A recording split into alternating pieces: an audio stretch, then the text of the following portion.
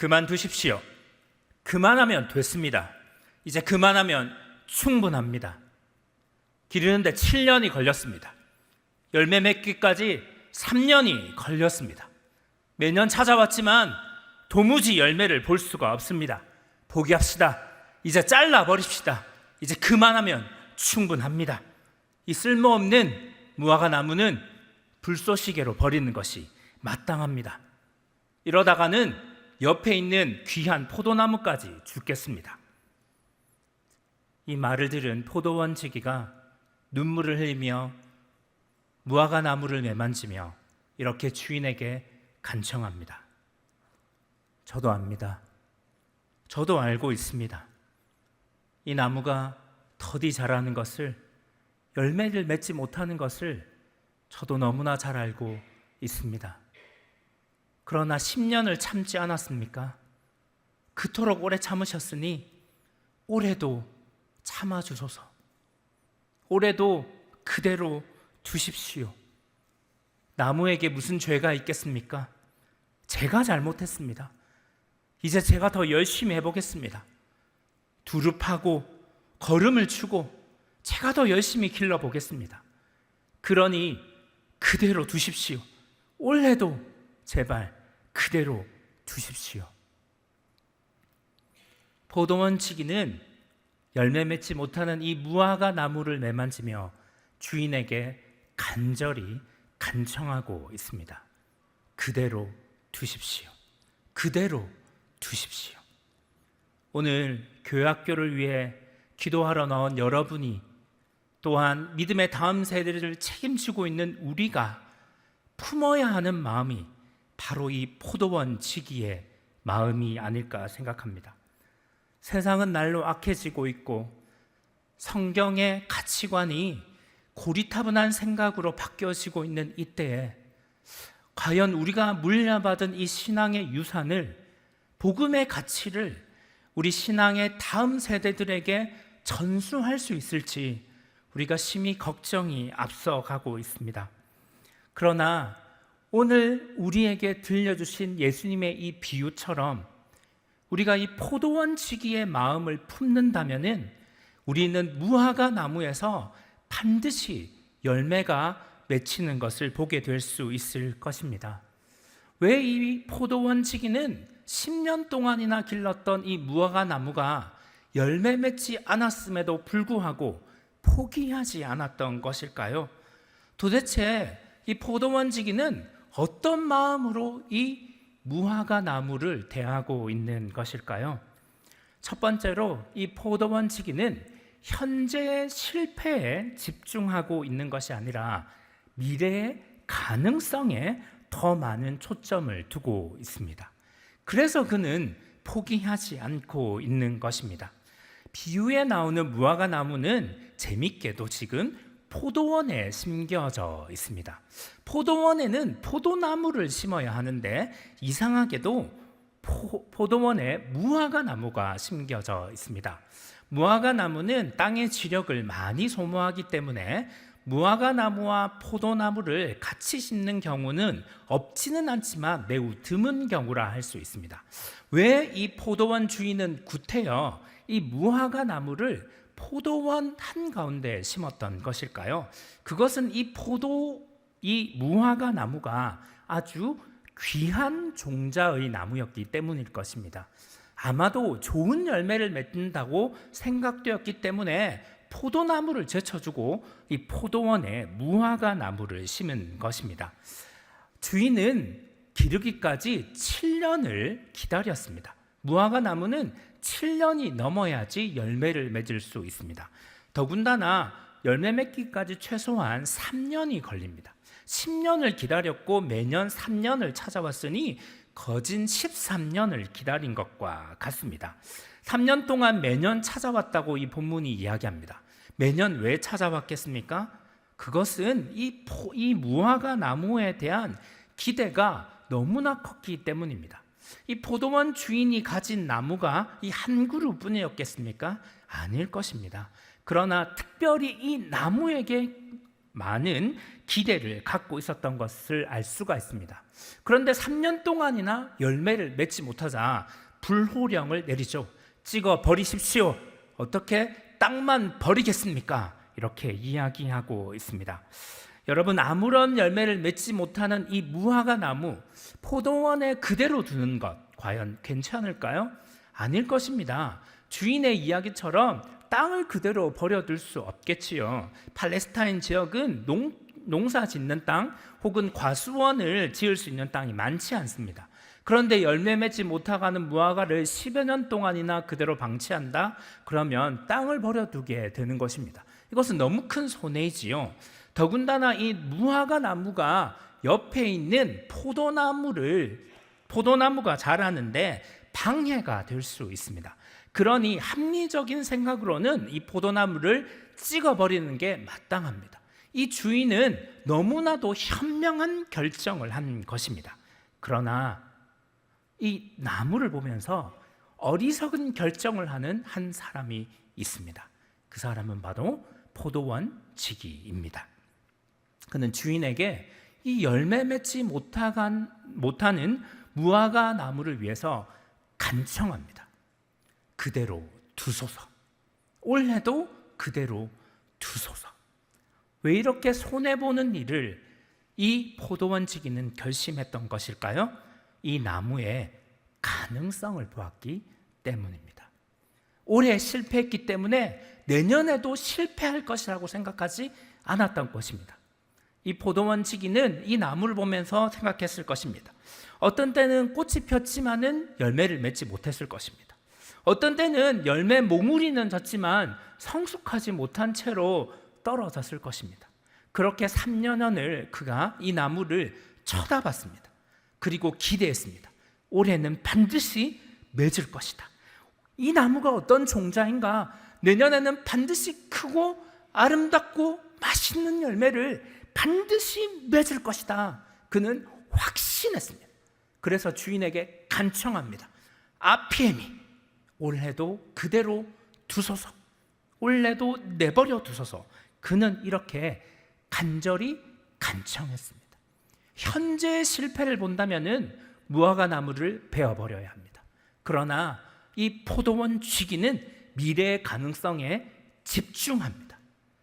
교회 학교를 품은 우리의 마음이 바로 이 포도원 쥐기의 마음이어야 합니다.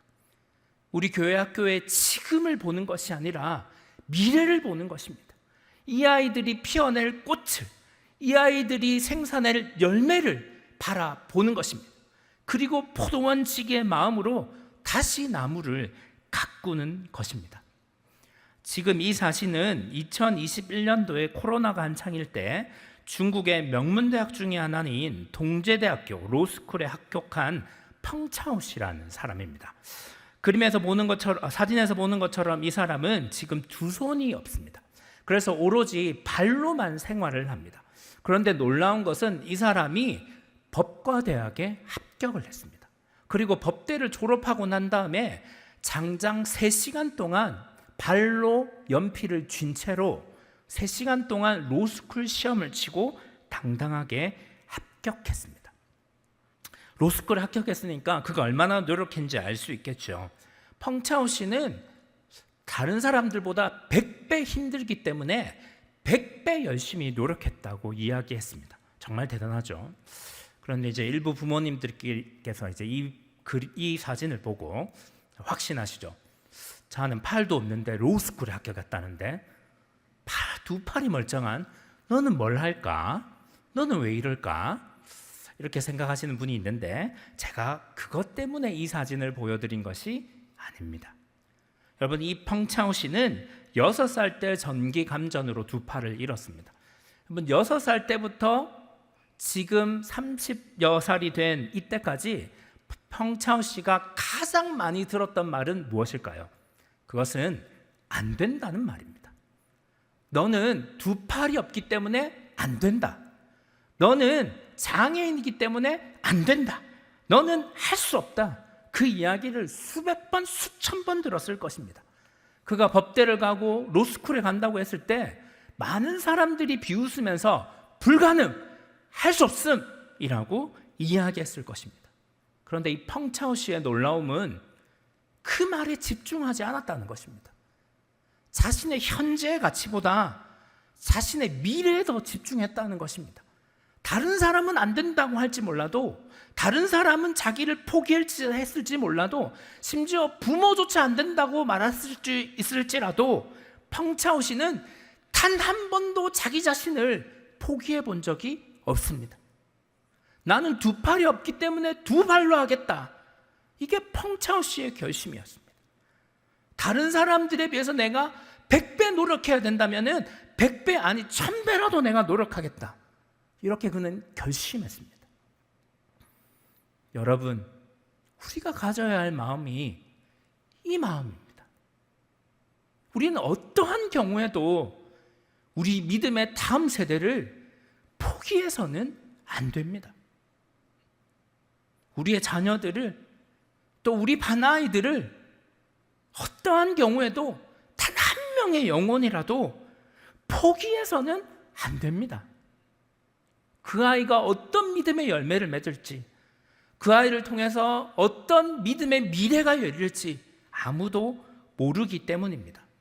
여러분들, 저도 교회학교 오랫동안 했지만 얘는 정말 진짜 가능성이 없다 하는 아이가 있습니다. 걔를 보면 얘는 믿음하고 전혀 상관없을 것 같은 아이가 있습니다. 그래서 정말 내 자신이 포기하고 싶을 때가 있습니다. 그러나 예수님이 포기하지 않았다면 우리는 포기할 수 없습니다. 예수님이 그 아이에게 가능성을 가지고 있다면 우리는 절대 그 아이의 가능성을 놓쳐서는 안 됩니다. 그 아이에게는 가능성이 없을지라도 그 아이를 향한 하나님의 가능성이 있기 때문에 우리는 절대로 한 명의 영혼도 포기할 수 없다는 것입니다. 우리 아이들은 우리가 포기하지 않는다면 반드시 믿음의 열매로 보답할 것입니다. 그것을 믿고 우리가 오늘 이 포도원 지기처럼 우리의 포도원을, 그 가운데 심겨져 있는 무화과 나무와 같은 아이를 보살피고 아끼고 사랑하고 기도해야 되는 것이 아니겠습니까? 포기하지 맙시다. 우리 아이들은 반드시 열매로 우리에게 보답할 것입니다. 두 번째로 우리가 이 포도원 지기에게 배워야 할 것은 예수님의 마음을 닮은 섬김입니다. 오늘 과수원 지기는 포도원 지기는 포도원 주인에게 이렇게 부탁합니다. 그대로 두소서. 올해도 그대로 두소서. 여기 그대로 두소서라는 말이 오늘 설교의 제목인 아피에미입니다.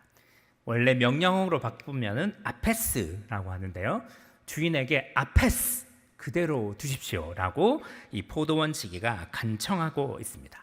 그런데 이 아피에미 혹은 아페스라는 말이 누가복음에서 한 번 더 등장하는 곳이 있습니다.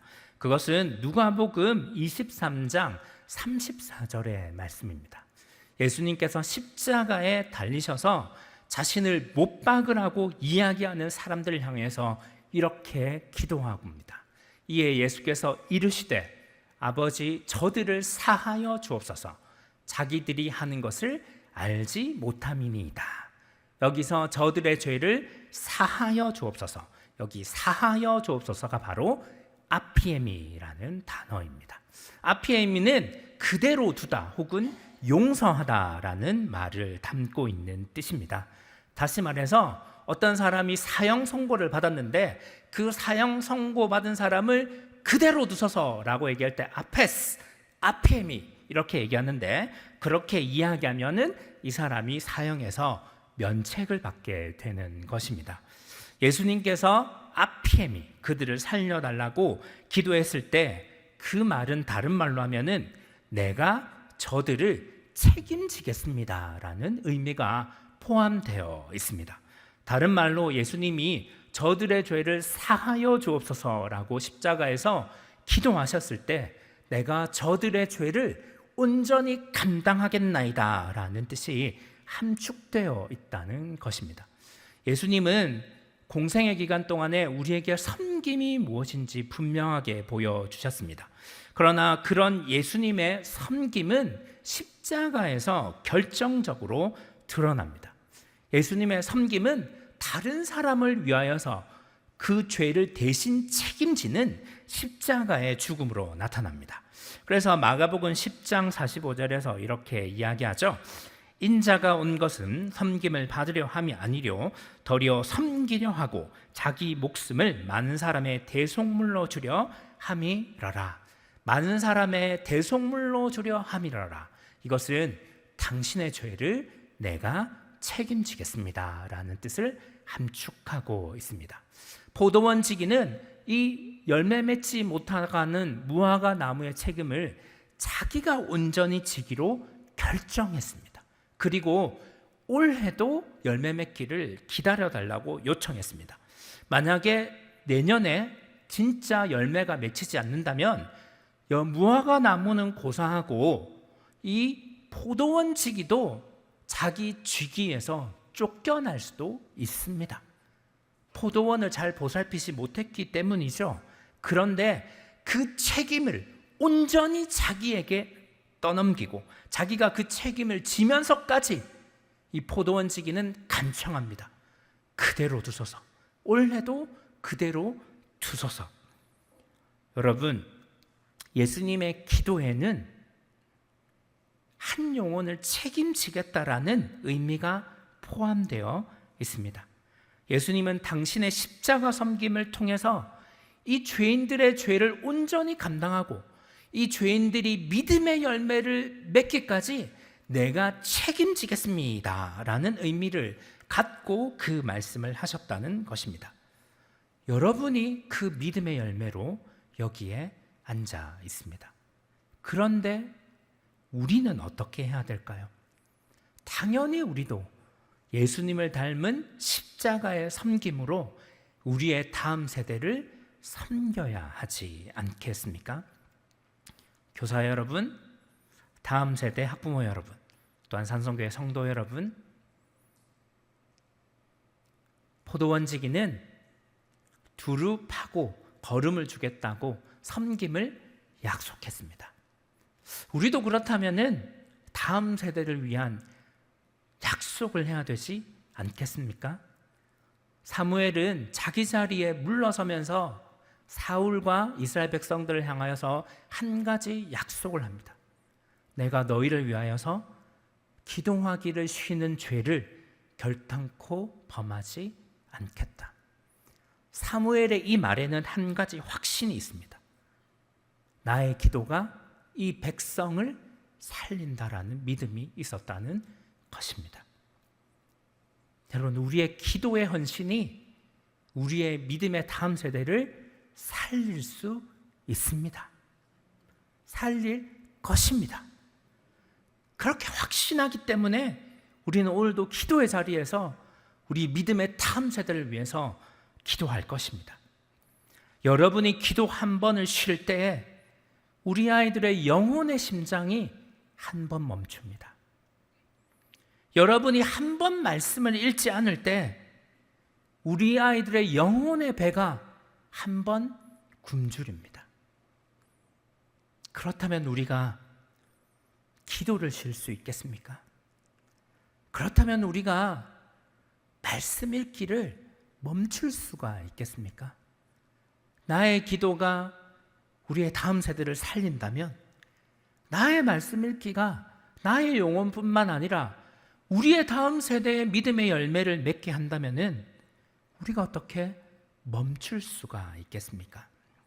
제가 교회학교 사역을 지금 한 17년째 하고 있는데요, 진짜 이렇게 포도원에 심겨진 열매 맺지 못하는 무화과 나무와 같은 아이들이 1년에 한 번씩 꼭 나타납니다. 진짜 말 안 되는 예배 시간에 드러눕고 말씀하는데 딴짓하고 딴지 걸고 손 들고 질문하고 도무지 성경 말씀에는 관심이 없고 이런 아이들이 있습니다. 제가 전에 교회에 있을 때 진짜 폭풍 같은 아이가 한 명이 있었는데요, 정말 진짜 감당을, 제가 사역 15년 만에 나의 사역을 내려놓게 하게 한 이런 아이가 한 명이 있었거든요. 근데 이제 그 선생님이 너무 열심히 와가지고 이 아이가 또 매주 빠지질 않아요.